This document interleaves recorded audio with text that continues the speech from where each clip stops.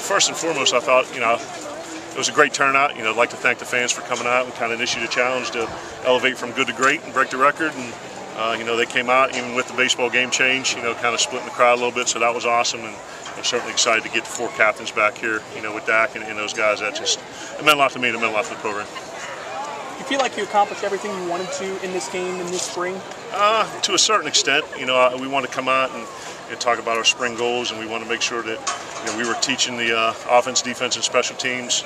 The kids were retaining the information. We were coming out on a daily basis and giving great effort, and we were executing and improving every day. And I think we've done that. I think there was another kind of snapshot or microcosm of our spring today that there was great effort. There were a bunch of good things, but a million things to clean up moving forward, which is to be expected. What do you think of Keaton today? I thought Keaton, he's very even-keeled and very poised, and he's got great composure. I think he showed that he's able to, beat you with his arms and beat you with his legs. Made a bunch of very good throws, had some that, he'd like to throw away or have back on bad decisions. But, he's a guy with an incredibly bright future, and, was very pleased with his progress this spring. Yeah, do you think he really benefited from all the reps he got with Nick being out of team? Absolutely.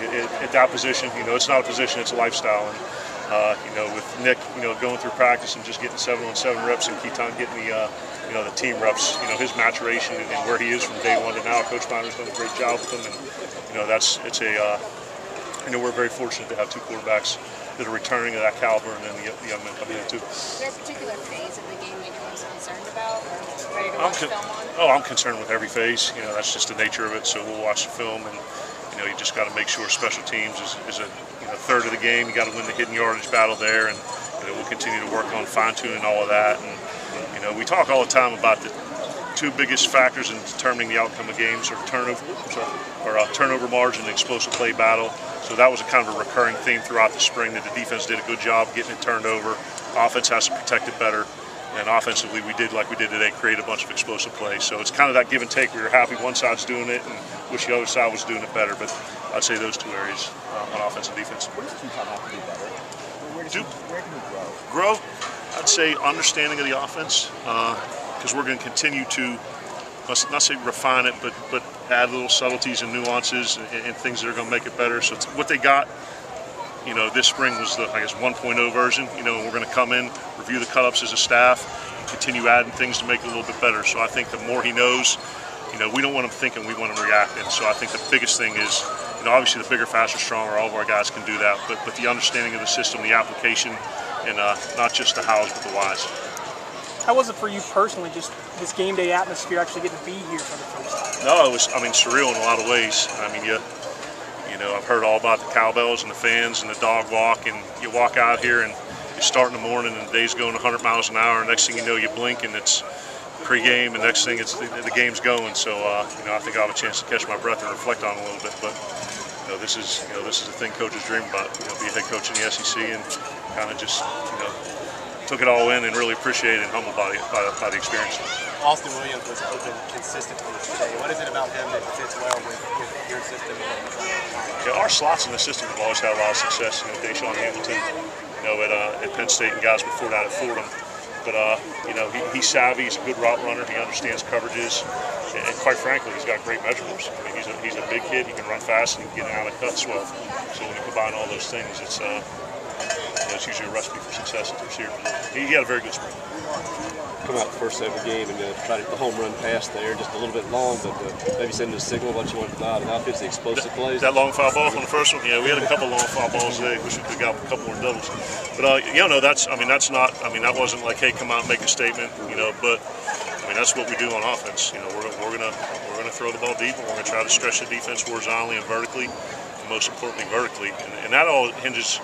It's contingent upon our ability to run the ball successfully, because when you do that, it forces people to crowd the line of scrimmage. It creates one-on-one matchups on the perimeter, and we're not going to be afraid to throw the ball deep.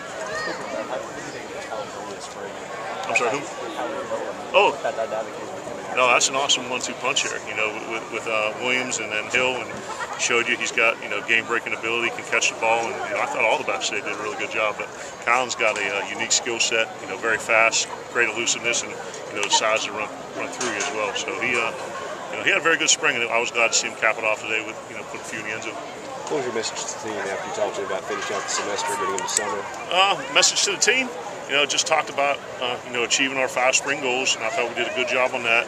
Talked about us entering phase 3 now. Phase 1 was winter conditioning, phase 2 was spring ball, phase 3 will be the off season, and where it's incumbent upon the leadership of the team that now we're passing it off to them. The coaches aren't necessarily allowed to be around as much, and that the best teams I've been around, the motivation's intrinsic.